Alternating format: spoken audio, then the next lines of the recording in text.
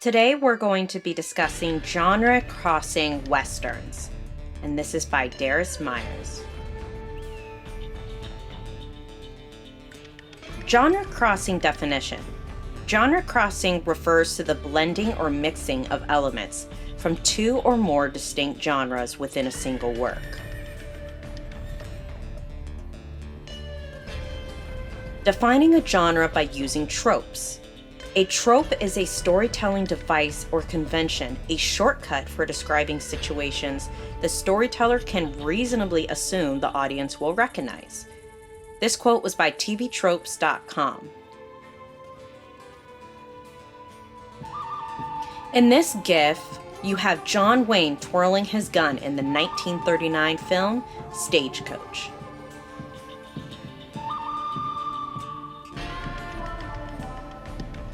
This film revitalized the Western genre. There are two types of tropes. Semantic.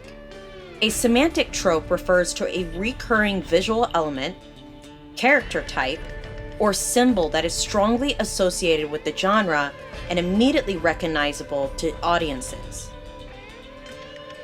Here's an example. The cowboy's wide-brimmed hat and six-shooter define his iconic look, symbolizing his endurance, connection to the land, and power to enforce justice through violence. This imagery evokes rugged individualism and lawlessness, marking him as a solitary enforcer of order, ready to act with deadly precision. Next, we have syntactic.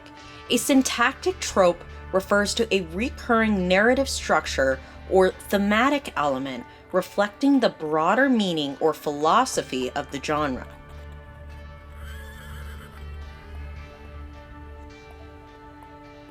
So here's an example.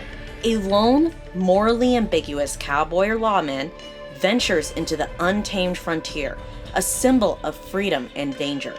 Facing violence and corruption, he navigates moral dilemmas while upholding personal codes of honor, self-reliance, and justice. Here are some famous combinations. We have romantic western, sci-fi western, fantasy western, comedy western, animation western, and horror western.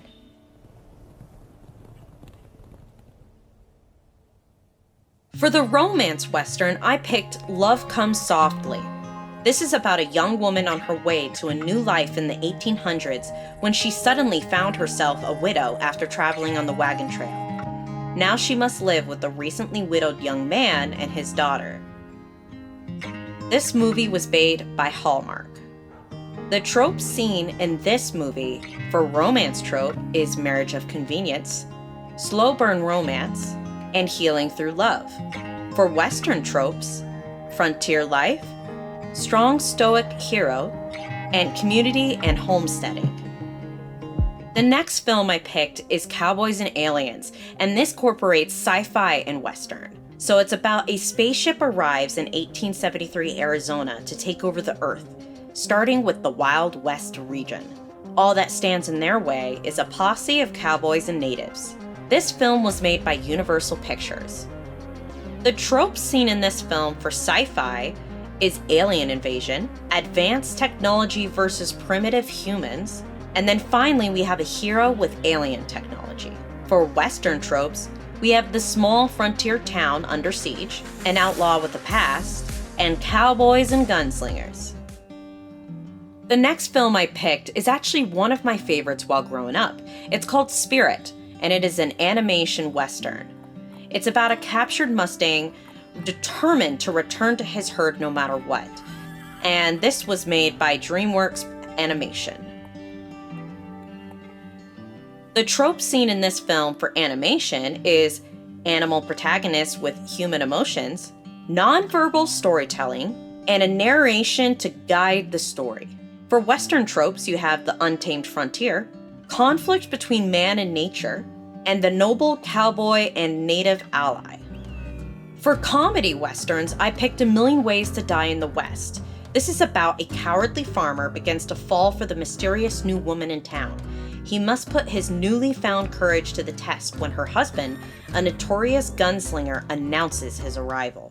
And this film was made by Universal Pictures. The tropes seen in this film for comedy is fish out of the water, over-the-top physical humor, parody and genre satire, and for Western, you have the gunfights and showdowns, the damsel in distress, and of course, a ruthless outlaw villain. For my favorite genre, horror, I picked Bone Tomahawk. It's about in the dying days of the Old West, an elderly sheriff and his posse set out to rescue their town's doctor from cannibalistic cave dwellers. This film was made by RLJE Films. The tropes seen in this film for horror is cannibalistic tribe, gruesome deaths, isolation and helplessness, and for Western, the search party, the frontier setting, and the stoic lawman. For the next film, I picked something that is quite unusual and might not seem Western when you first look at it. It's called Priest, and it's a fantasy Western. It's about a warrior priest disobeys church law to track down a pack of vampires who have kidnapped his niece. This film was made by Warner Brothers. The trope seen in this film for fantasy is the chosen one, supernatural beings, aka the vampires, and religious orders with special powers. For Western tropes, you see the lone gunslinger, the desert wasteland, and at the very end of the movie, there is a train chase that is amazing. Thanks for watching. I hope you learned at least one new thing. Until next time.